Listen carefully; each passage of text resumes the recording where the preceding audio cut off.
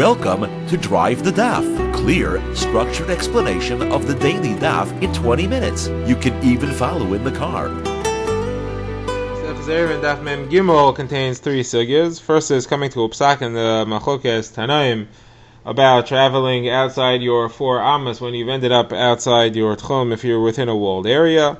Machokes Rabba and Rabbi Zera, when we paskin like who and why. The differences between them. The Gemara is going to narrow down what that machlekes is. Then the Gemara brings another discussion, and that's, is there tchumin above 10 tfachim? A few proofs to that subject, some of which come from our Mishnah. And the last discussion is back in our Mishnah where we saw that Rabbi Gamliel knew when he was 2,000 amas from shore. How did he know that? And a number of other ways of measuring distances without having to go measure it with a stick. And how Rabbi Gamliel accomplished that. The first discussion refers back to the machlokes between Rabbi Gamliel and Rabbi Elazar ben Azariah against Rabbi Shua and Rabbi Akiva about somebody who finds himself outside his tchum, but within a walled-in area. So we had two cases. One is if he was removed from his tchum by a guy, now he finds himself in a pen or a corral. That was one machlokes. And the Gemara over there didn't give a clear ruling. The Gemara had two opinions, Machlokes Rav and Shmuel, as to what the halacha was. But in the case of a boat, that's where they actually, these Tanaim themselves, were traveling on a boat, and the boat left the Tchum on Shabbos. Now they find themselves outside the Tchum. Are they allowed to walk the full length of the boat? And the Mishnah had said that Rabbi Gamliel and Rabbi Elazar ben Azariah walked the full length of the boat. They held it was permitted, and Rabbi Shua and Rabbi Akiva didn't. They restricted themselves to their 4 amas. The Mishnah, though, uses interesting language. It doesn't say it was forbidden, even though according to their opinion it should be forbidden. They just said that they were machmir on themselves. So the Gemara wanted to know, the Gemara had said that everybody agrees that the halacha in the case of the boat is like Rabbi Gamliel and Rabbi Elazar ben Azariah, that you're allowed to walk the length of the boat. The Gemara wanted to know why. The Gemara said that's Machlokes Rabba and Rabbi Zera. Why? Rabba said because they were within the walls of the boat, surrounded by those walls from before Shabbos began. And Rabbi Zera said it's because the boat's moving anyway, and therefore you're changing your location on the face of the earth every second. You get a new 4 amas every second, and therefore you can keep walking, because you're always within the 4 amas of your new location. So the Gemara wants to know, Rabba and Rabbi Zera, why don't they hold of each other's opinion? The Gemara says Rabbi Zera didn't hold of Rabba's mechitzas because he said those mechitzas, those walls don't count. There aren't walls to fence you in. Those are walls to keep water out, and that doesn't count as proper walls to create for a gigantic 4 amma area as far as tchumen is concerned. Rabba did not hold of Rabbi Zera because he said that their entire discussion was not where the boat was moving. You're 100% right. If the boat is moving, there's no problem. Their whole machlokes is if the boat stops moving. That's where the argument is. Now the Gemara brings two proofs from the language of the Mishnah that their actual machlokes was only where the boat stops moving. First of all, Rabbi Yitzchak says, look at the wording of the Mishnah. It says that they were machmir upon themselves. What do you mean? Machmir. They held it's azar. They held that the 4 amas, the walls don't make 4 amas.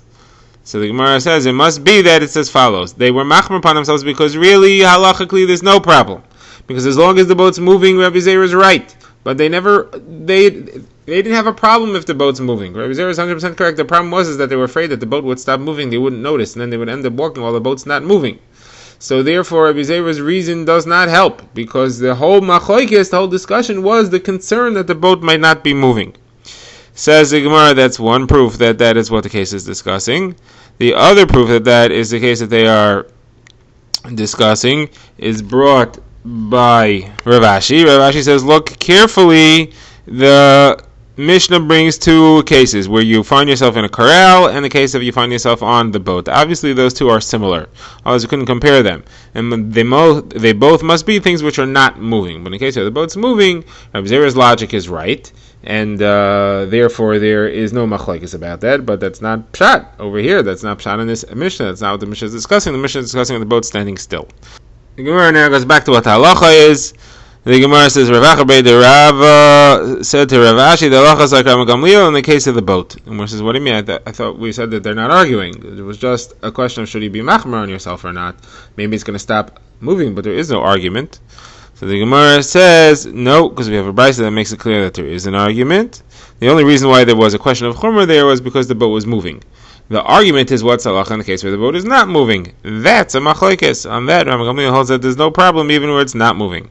And they sat on the boat there, those Tanaim, the Brisa says, and they discussed the sugya the entire time. And the halacha l'maisa is like Rabbi Gamliel in the case of the boat, and like Rabbi Akiva in the case of you find yourself in a corral. Gemara now brings an unrelated shaila about tchumen, and it's being brought here because one of the proofs on the subject will be from our discussion about the boat. The Gemara is going to bring several proofs on the question, including a discussion of when Mashiach could possibly come, which day of the week. So what's the question? The question is, do the halachos of tchumen apply above 10 tvachim from the ground or not? We know that a rishos harabim does not extend higher than 10 tvachim. We know that a karmelis does not extend higher than 10 tvachim. The question is, if you're above 10 tvachim, does a rishos do hilchos tchumen apply there or not? So the Gemara says, what's the case exactly? What's the issue? When is there a difference above 10 tvachim? So the Gemara says, if you're referring to walking on an upper floor or walking on top of some surface which is more than 10 tvachim from the ground, so if it's 4 tvachim wide, so then it's considered to be raised ground. It's just considered to be a bump in the ground, and therefore this question is not nageya at all. When do you have a question? The question is, if he's walking on a raised surface, it's raised more than 10 tvachim, but it's less than 4 tvachim wide. That's not considered a bump in the ground. That's considered like he's in the air halachically. So that's where it might be nageya. Another thing is if the guy jumps. So what this means, according to Rashi, it means he says a shame which allows him to fly, and therefore he's traveling through flight. And according to other Rishonim, it means that he's just a very strong guy who can jump 10 tvachim in the air. Now the third place this is relevant is somebody who's sailing on a boat, because a boat is more than 10 tvachim above the seafloor. And the seafloor is the floor as far as the halacha. So the boat is like it's floating in the air. It's floating in the water, but it's like it's floating in the air. So Gemara now wants to bring a proof. Are there halachas of tchumen above 10 tvachim or not? The Gemara brings several proofs of this. The first one comes from our Mishnah, where we had the discussion of the Tanaim traveling in the boat. We saw that several of them were machmar themselves not to go outside of their new tchum, not to go outside of it 4 amos. The Gemara says, what do you mean? But they're more than 10 tvachim above the seafloor. So obviously this proves that there are halachas of tchumen. Otherwise, what are they worried about? So Gemara says not necessarily. It could be that they were traveling through shallow water, and therefore the bottom of the boat was less than 10 tvachim from the seafloor. Next, Gemara says that they were, from the next case in the Mishnah, it says that they were traveling into port close to Shabbos, and their question was, were they within the tchum before Shabbos began or not? So Gemara says again, what's the issue? They were traveling above the seafloor, so there are no tchumen. How could there be a discussion of whether they are within the tchum or not? So Gemara again says no, the issue is that they were traveling in shallow water close to when Shabbos began, and the question was, were they within the tchum or not? The Gemara's next proof is from a brayso which says that there were 7 halachas and halachos treifos which were said over on Shabbos morning to Rav Chizda in the city of Sura, and then on Shabbos afternoon it was said over to Rava, or possibly Rabba, in Pumbedisa. Now the difference between Sura and Pumbedisa are more than 4,000 amos, so you cannot possibly travel from one to the other via an Erev Tchumen. So it's certainly a violation of the Tchumen. So who went and said it over? So Gemara says it must have been Eliyahu Hanavi who went, and he flew through the air, and therefore he avoided Hilchas Tchumen. Otherwise, it would be a violation of Hilchas Tchumen, and again, this proves that if you're traveling in the air, it's not a problem of Tchumen. So Gemara says, no, not necessarily. You can believe that it was brought by somebody named Yosef Shida. Again, Machlokes Tanaim, who this refers to, there's Yosef Shida, Machlokes Rishonim, who this refers to, could be referring to a shade named Yosef, who doesn't have to worry about Shabbos, or it could be referring to a person who was just not Shomer Shabbos, and he was bringing this halacha, and they called him Yosef Shida because he wasn't Shomer Shabbos. Okay, next proof is from a discussion of when Mashiach might possibly come. What's it relevant halachically? If somebody says that I'm becoming a Nazir today on the condition that Mashiach comes today. Now, if it's a day that Mashiach could possibly come, so he has to be concerned, maybe Mashiach is going to come, and therefore he's a Nazir, and he's forbidden with the things that a Nazir is forbidden. He's not allowed to become Tameh, and he's not allowed to drink wine. If, however, it's a day that Mashiach definitely can't come, so then he's definitely not Nazir, and he's allowed to drink wine, and he's allowed to become a Tameh. What's a day that Mashiach definitely can't come? So the brayso says, Shabbos and Yontif. Shabbos and Yontif he can't come. So the Gemara says, why not? Must be because he cannot travel because of the Tchum. He's not here yet, he cannot travel because of the Tchum. So you see that even though he could officially travel through the air, but he can't because through the air there are halachos of Tchumen. So the Gemara says, Not necessarily. It could be that there's a different reason that Mashiach cannot come on a Shabbos and a Yom Tov, and that's because the pasuk says, "Hine anechi shalech lechem Eli Yonavi lifnei boyim Hashem Godav," that the day before Mashiach comes, Eliyahu Hanavi will come and announce it, and Eliyahu Hanavi didn't come yesterday, so Mashiach can't come today. The Gemara says, well, that's very funny, because then it has nothing to do with being Shabbos or Yom Tov. It has to do with the fact that Eliyahu Hanavi didn't come yesterday. So any day that Eliyahu Hanavi has not come the day previous, you should not have to worry about Mashiach coming that day. And if you said that you're a Nazir, you're not a Nazir, as long as it's on that condition. Whereas no. The problem over here is that Eliyahu Hanavi may have come. You just may not have heard about it. Maybe you went to the Beis Din HaGadol and he said, listen, Mashiach's coming tomorrow, but you were not informed. So the Gemara says, of course, obviously, then that could have happened on Shabbos as well. Maybe Eliyahu Hanavi came on Friday, or he came on Erev Yom Tov. How do you know? So Gemara says no, because there's a brisa that says that it's clear Eliyahu Hanavi is not going to come on Erev Shabbos or Erev Yom Tov because people are working too hard to cover Shabbos. Therefore, Eliyahu won't come then, and therefore on Shabbos and Yom Tov itself, Mashiach can't come because Eliyahu Hanavi couldn't have come the day earlier. So Gemara says, hold on a second. If Eliyahu Hanavi is not going to come on Erev Shabbos or Erev Yom Tov, then Mashiach himself is for sure not going to come on Erev Shabbos and Erev Yom Tov. And then you should say that this Nazir guy who made a condition doesn't have to worry that Mashiach is going to come on Erev Shabbos and Erev Yom Tov, because he can't come then. Klal Yisrael is too busy working for Shabbos and for Yom Tov. So that Erev Shabbos and Yom Tov should also be on the list of days that Mashiach can come, and he's definitely not a Nazir, but it's not on the list. So obviously Mashiach will come, not a problem, and Eliyahu Hanavi could also come. So Gemara says, no. Mashiach could come, Eliyahu Hanavi can't, because when Eliyahu Hanavi comes, everybody's going to have so much to do. They don't have time to greet Eliyahu, and they still have a lot to do. However, the day Mashiach comes, you don't have to worry about having anything to do, because you will have thousands of avadim, thousands of servants rushing to do your will and help you prepare for Shabbos once Mashiach is here.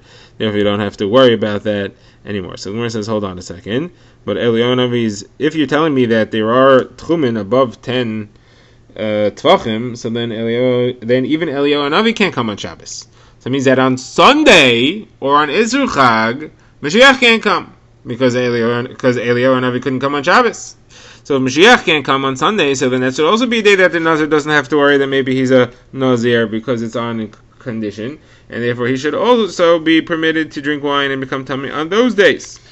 Except that the Gemara says no. So this Tana is really not sure. He doesn't know if there are tchumen or if there aren't tchumen, and therefore he says on Sunday you have to be a machmir. Maybe there really is no problem of tchumen. You have to be a machmir that maybe Eliyahu Hanavi came yesterday.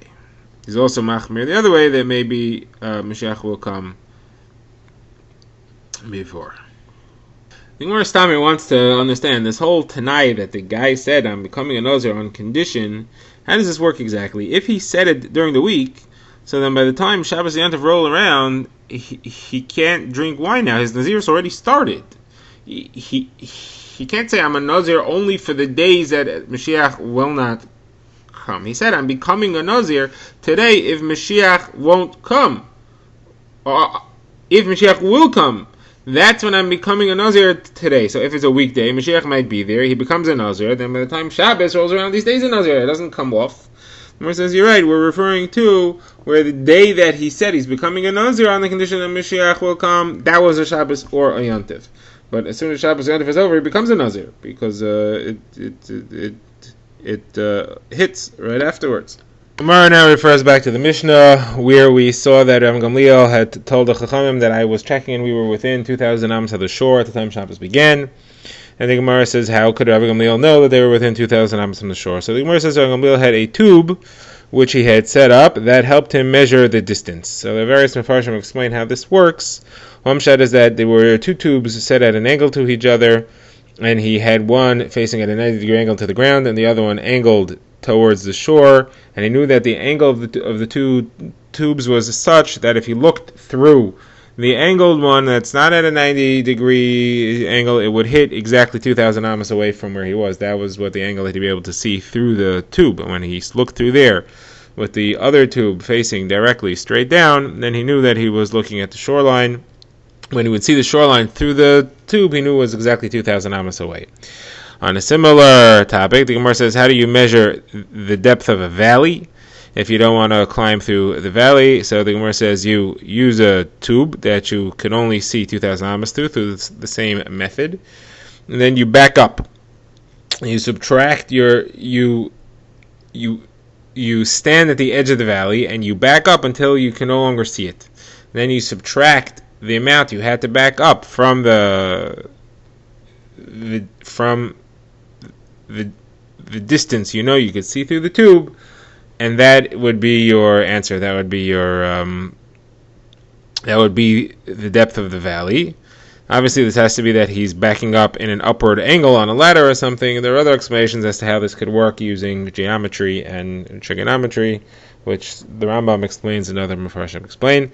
Same thing applies to somebody who wants to know the height of a tree and he doesn't want to climb the tree, so he should measure his own height and his own shadow, form a triangle with that, and then a proportional triangle to that would be the triangle formed by the tree and the tree shadow, and then he would be able to calculate based on the ratio of his height to the tree's height and his shadow to the tree shadow what exactly the height of the tree is going to be. Now, similarly, if somebody wants to build a mound over a grave, and he wants to make sure that wild animals don't come and shade themselves in the shade of the mound, he wants to make sure that there's no shade there, so he should go when the sun is at its strongest. He should stick a stick in the ground to the height that he wants the mound to be, see how far the shade goes, and then he should build the mound in such a way that the entire triangle formed by the stick and the shade is completely filled in with earth, so there's no shade for the animals to stay sheltering from the sun